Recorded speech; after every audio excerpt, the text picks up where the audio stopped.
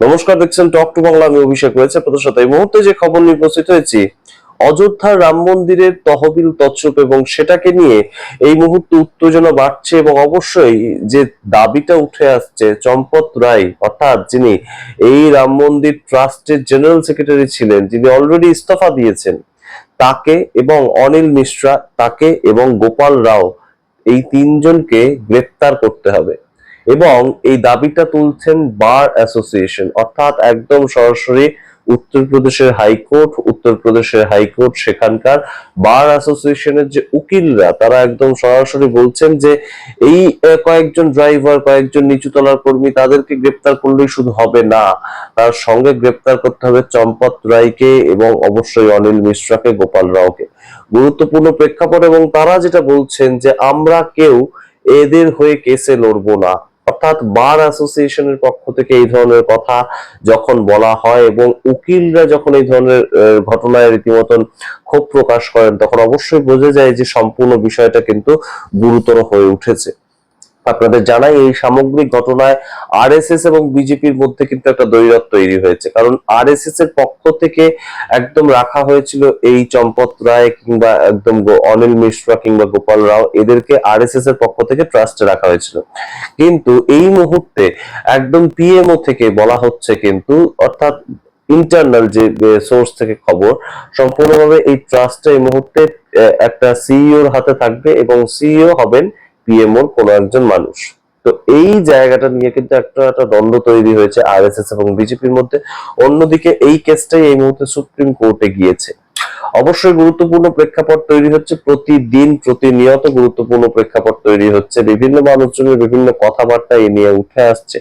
সম্পূর্ণটা রাখবো আপনাদের সামনে এবং অবশ্যই বলবো যে আরএসএস বিজেপির মধ্যে রাম মন্দিরকে নিয়ে এই যে দ্বন্দ্ব, সেটা ঠিক কোন দিকে নিয়ে যাচ্ছে, সামগ্রিক ঘটনাটাকে 2027 সালের জানুয়ারি মাসে যে উত্তরপ্রদেশের নির্বাচনটা রয়েছে বিধানসভায়, সেটার আগে আপনারা দেখতে থাকুন শেষ অব্দি। তার আগে অবশ্যই টক টু বাংলা ইউটিউব চ্যানেলকে সাবস্ক্রাইব করতে ভুলবেন না। আপনাদের জানাই যে এই মুহূর্তে আরএসএস এবং বিজেপির মধ্যে মূল দ্বৈরথটা হচ্ছে ট্রাস্টটা কে চালাবেন।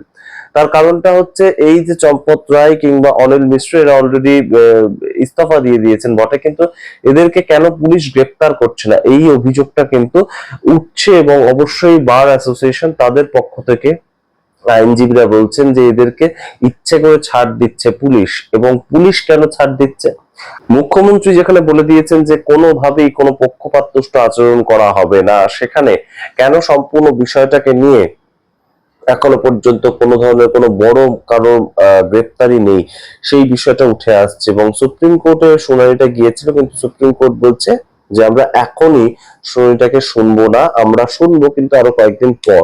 তো সামগ্রিক ঘটনাটা এই মুহূর্তে যে জায়গাটায় দাঁড়িয়েছে, সেটা কিন্তু অবশ্যই বোঝা যাচ্ছে যে বেশ খানিকটা একটা ডাইলেমার মধ্যে পড়ে গিয়েছে এই মুহূর্তে উত্তরপ্রদেশের পুলিশ থেকে শুরু করে উত্তরপ্রদেশের প্রশাসন। সম্পূর্ণ বিষয়টাকে কোথাও গিয়ে একটা ধামাচাপা দেওয়ার চেষ্টা চলছিল বহুদিন ধরেই। অখিলেশ যাদব বহুদিন আগে এই সমস্ত বিষয়টা সামনে এনেছিলেন, যে বারংবার দেখা গিয়েছে একদম 42 দিনের মধ্যে 70 বার সিসিটিভি ফুটেজে ধরা পড়েছে যে একদম দানপাত্র থেকে টাকা পয়সা, সোনাদানা চুরি হচ্ছে। তো সেই যে সাধারণ মানুষের বিশ্বাসে আঘাত লাগার বিষয়টা, সেটা কিন্তু একদম সরাসরি সামনে উঠে আসছে। এবং এই মুহূর্তে আপনাদেরকে যেমন বললাম যে এই চম্পত রায়, অনিল মিশ্রা, এদেরকে গ্রেপ্তার করতে হবে, এই দাবিটা যখন থেকে উঠছে উকিলদের মধ্যে থেকে, তখন কিন্তু বিষয়টা আরো গুরুতর হয়ে ওঠে। তাদের পক্ষ থেকে বলা হচ্ছে আমরা এদের কারোর হয়ে মামলা লড়বো না। যদি এদেরকে গ্রেপ্তার করা হয়, তাহলে দুটো বিষয় এখানে কাজ করছে। একটা হচ্ছে যে এদেরকে যদি গ্রেপ্তার করা হয়, তাহলে একদম আরএসএস এর মুখ পোড়ার মতন অবস্থা হবে, সেটা একটা প্রেক্ষিত। অন্যদিকে যদি গ্রেপ্তার করা না হয়, তাহলে কিন্তু যোগী সরকার, তার ওপর চাপ বাড়ছে, এবং সেটা উত্তরপ্রদেশের নির্বাচনের ঠিক আগে। তো এই সম্বন্ধে আম আদমি পার্টির নেতা অরবিন্দ কেজরিওয়াল তিনি বক্তব্য রাখছেন এবং তিনি সরাসরি বলছেন যে যোগীজি, আপনাকে হারানোর জন্য এই সামগ্রিক প্রেক্ষাপটটা তৈরি করা হচ্ছে। আপনারা শুনুন অরবিন্দ কেজরিওয়ালের কথা, তারপর আসছি বিস্তৃত ব্যাখ্যা।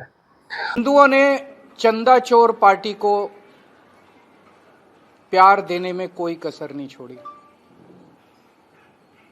लेकिन चंदा चोर पार्टी ने हिंदुओं की आस्था को ठेस पहुंचाने में भी कोई कसर नहीं छोड़ी। जो ठेस, जिस तरह का धोखा चंदा चोर पार्टी ने हिंदुओं को दिया है। शायद ही भारत के इतिहास में किसी ने हिंदुओं के साथ इतना बड़ा छल किया होगा। ये जो ट्रस्ट है ये इनका, इस ट्रस्ट के जो मेंबर हैं, ट्रस्टी हैं, वो सारे इनके, मंदिर का जो मैनेजमेंट है वो सारा इनका। मंदिर में बहुत बड़े पैमाने के ऊपर चोरी हुई, बहुत बड़ी महा डकैती हुई, और अब उस डकैती पे पर्दा ढांकने का काम भी यही लोग कर रहे हैं। इतने बड़े स्तर के ऊपर रोज चोरी हो रही थी, रोज चोरी हो रही थी। क्या बड़े लोगों को पता नहीं था? जो बड़े लोग कह रहे हैं कि नहीं नहीं इसमें तो कैशियर है, नहीं नहीं इसमें तो ये इन्वॉल्व है, बड़े लोगों को पता नहीं था? रोज जैसे किसी मंदिर में मान लीजिए कोई मूर्ति चोरी हो जाए, वो तो चलो एक घटना हुई, किसी ने ताला तोड़ दिया मंदिर में मुके, लेकिन जहां पे रोज चोरी हो रही है, रोज इतने बड़े स्तर पे चोरी हो रही है, शिकायतें हो रही हैं, 8 महीने के सीसीटीवी कैमरे की रिकॉर्डिंग गायब कर दी गई, तो इसका मतलब ये बहुत ऊपर तक की बात है, बहुत ऊपर तक की बात है। तो जो मेन प्रश्न यहां उठता है, ये देश जानना चाहता है, पूरा हिंदू समाज जानना चाहता है, सब लोग जानना चाहते हैं कितने करोड़ रुपए, कितने अरब रुपए की चोरी हुई और वो सारा पैसा गया कहां? वो सारा पैसा ये 8 कैशियर नहीं ले गए जिनके खिलाफ आज एफआईआर हुई है। अरबों रुपए की चोरी का पैसा गया कहां? अयोध्या के बाहर गया, कहां गया? अरबों अरबों रुपए का पैसा जो चोरी हुआ, जो सारे हीरे जवाहरात चोरी हो गए जिनका कोई अता पता नहीं, चांदी चोरी हो गई, पादुका चोरी हो गई, हार चोरी हो गया, भगवान के आभूषण चोरी हो गए, वो सारा पैसा कहां गया?